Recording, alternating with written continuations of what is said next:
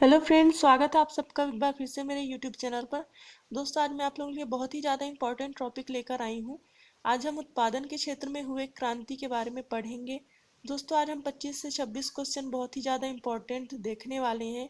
ये वीडियो काफ़ी ज़्यादा लंबी हो जाएगी, इसलिए मैंने इस वीडियो को 2 पार्ट में विभाजित किया है। ये पार्ट नंबर 1 है। इसके बाद हम आप पार्ट नंबर 2 भी ज़रूर देखें, ताकि कोई भी क्वेश्चन हमसे छूटने ना पाए। दोस्तों, अगर आपको वीडियो पसंद आता है तो लाइक करें, चैनल को सब्सक्राइब करें और बेल आइकन को प्रेस कर दें, ताकि मैं कोई भी वीडियो डालूं उसका नोटिफिकेशन आपको मिलता रहे। और साथ ही साथ आप इस वीडियो को अपने फ्रेंड्स के साथ भी शेयर करें, ताकि उनको भी कुछ नॉलेज हो और किसी एग्ज़ाम की तैयारी कर रहे हो तो उनको भी उसमें सहायता हो। दोस्तों, स्टार्ट करते हैं। तो हरित क्रांति, दोस्तों, किसी भी क्रांति का नामकरण उसके आधार पर ही किया जाता है। मतलब क्रांति किस क्षेत्र में की गई है और जिसमें की गई है उसका आकार, रंग, इन सब चीज़ों के आधार पर क्रांति का नामकरण किया जाता है। तो यह एक याद करने का तरीका भी होगा कि हम इससे रिलेटेड करके ही पढ़ें।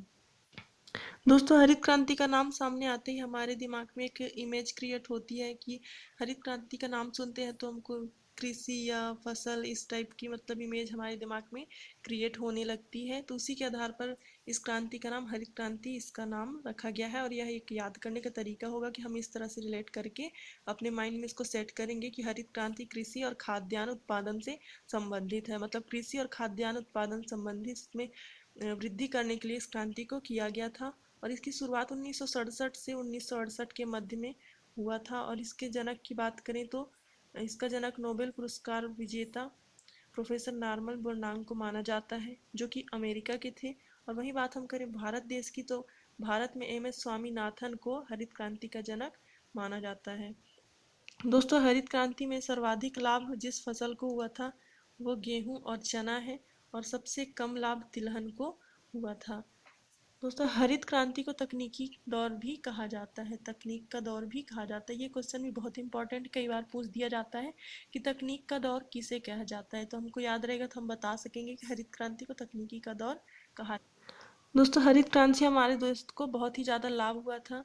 वह लाभ था कि देश में फसलों के क्षेत्रफल में वृद्धि हुई, कृषि उत्पादन तथा उत्पादकता में वृद्धि हो गई। हरित क्रांति से भारत को काफ़ी लाभ हुआ था कि कृषि उत्पादकता में वृद्धि हो गई थी। इस तरह से हरित क्रांति हमारे लिए बहुत ही ज़्यादा लाभदायक साबित हुई थी।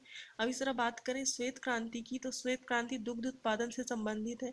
दुग्ध उत्पादन को किस तरह से बढ़ाया जाए, भारत में जो दूध की कमी थी उसको किस तरह से दूर किया जाए, उसके लिए यह क्रांति की गई थी।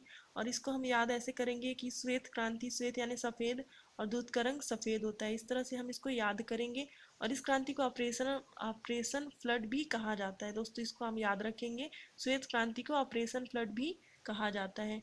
और इसकी शुरुआत देखिए तो 13 जनवरी 1970 को हुई थी। और इसके जो जनक हैं वो वर्गीज कुरियन जी को माना जाता है। और इनको father of the white revolution भी कहा जाता है। दोस्तों, इसको आप हमेशा याद रखें, इसको याद जरूर कर लें। ये भी इस तरह से भी क्वेश्चन पूछ लिया जाता है कि father of the white revolution किसे कहा जाता है, तो आपको याद रहेगा तो आप बता पाएंगे। वर्गीज कुरियन जी को father of the white revolution कहा जाता है। दोस्तों, अब बात करें नीली क्रांति की, तो यह मछली उत्पादन से संबंधित है। और इसको हम इस तरह से याद करेंगे कि नीली क्रांति यानी कि नीला, और पानी का रंग नीला होता है, मछली पानी में होती है। इस तरह से हम इनको याद करेंगे दोस्तों, तो हमको बहुत ही आसानी से याद होगा। नीली क्रांति मछली उत्पादन में वृद्धि के लिए इस क्रांति को किया गया था। और ये मैंने नीली क्रांति का कुछ डेफिनेशन लिख रखा है। मछली और समुद्री सब उत्पाद के उत्पादन में तेजी से वृद्धि की अवधारणा को ही नीली क्रांति कहते हैं। मतलब कि समुद्री उत्पाद के उत्पादन, मतलब समुद्र में जिन जिन चीज़ों का उत्पादन किया जाता है उनमें वृद्धि ही नीली क्रांति कहलाती है। इनमें वृद्धि के लिए जो जो किया गया था वो सब नीली क्रांति के अंतर्गत आता है। दोस्तों, इसकी शुरुआत जो हुई थी 1980 और 1985 के मध्य में की गई थी। और नीली क्रांति के जनक हीरालाल चौधरी और अरुण कृष्णन को माना जाता है। दोस्तों, नीली क्रांति का जो उद्देश्य था वह जल संसाधनों की पूर्ति करते हुए देश के मछुआरों और मत्स्य कृषकों की आर्थिक स्थिति में सुधार करना था। मतलब जो लोग मत्स्य पालन करते हैं या फिर इसी मत्स्य के ही कृषक होते हैं, जो जल से ही अपना व्यवसाय आजीविका चलाते हैं और जल से ही अपना उत्पादन करते हैं। और जैसे कि सिंघाड़ा की भी खेती होती है, इस तरह से मतलब अपनी आजीविका जल से ही प्राप्त करते हैं। तो उनमें उनके लिए जो भी समस्याएं होती हैं उनको दूर करके और उनकी स्थिति को सुधारना ही इस नीली क्रांति का मुख्य उद्देश्य था। अभी हम बात करें पीली क्रांति की, तो दोस्तों ये अब तिलहन फसल से संबंधित है। और इसको हम इस तरह से याद करेंगे कि तिलहन तिलहन यानी कि जिससे तेल निकाला जा सकता है, जैसे कि सरसों हो गया, सोयाबीन हो गया, इनसे तेल बनता है और तेल का रंग कैसा होता है, हल्का सा पीला होता है। तो पीली क्रांति तिलहन फसल से संबंधित है। इस तरह से हम इसको रिलेटेड करके याद रखेंगे। तो तिलहन के क्षेत्र में उत्पादन को किस तरह से बढ़ाया जाए, इसके लिए अब पीली क्रांति की गई थी।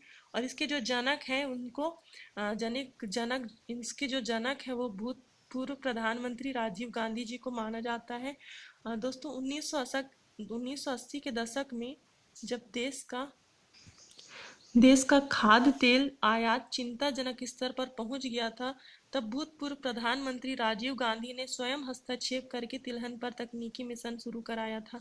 यानी कि कहने का मतलब ये है कि खाद्य तेल आयात चिंताजनक स्तर पर पहुंच गया था, मतलब कि खाद्य तेल की ना तो उत्पादकता, ना तो यहाँ पे उत्पादन भी नहीं हो रहा था और कहीं से बाहर से आ भी नहीं रहा था। तो स्वाभाविक है कि उस टाइम पे या तो बहुत ही महंगा रहा होगा या फिर मिलता ही नहीं रहा होगा। तो इसलिए इस समस्या का निवारण करने के लिए राजीव गांधी ने स्वयं इस पे हस्तक्षेप करके तिलहन पर तकनीकी मिशन शुरू कराया था। अब दोस्तों हम बात करें सुनहरी क्रांति की, तो सुनहरी क्रांति यानी कि स्वर्ण क्रांति, यह शहद उत्पादन से संबंधित है और इसके साथ साथ फल और संपूर्ण बागवानी से भी संबंधित है। दोस्तों हम इसको ऐसे याद रखेंगे, सुनहरी यानी कि सोना महंगा होता है, शहद भी महंगा होता है, फल भी महंगे होते हैं। इस तरह से हम इसको रिलेटेड करके याद रखेंगे। और दोस्तों इसकी जो शुरुआत हुई थी वो 1991 से लेकर 2003 के मध्य में हुई थी। दोस्तों आज के लिए बस इतना ही, और इसका पार्ट 2 आप ज़रूर देखें, उस पर मैं आगे की क्रांतियों को बताऊंगी। ज़्यादा लंबी वीडियो अपलोड करने में दिक्कत होती है, इसलिए मैं छोटी छोटी वीडियो बताती हूँ और ज़्यादा लंबी वीडियो देखना भी कोई पसंद नहीं करता है।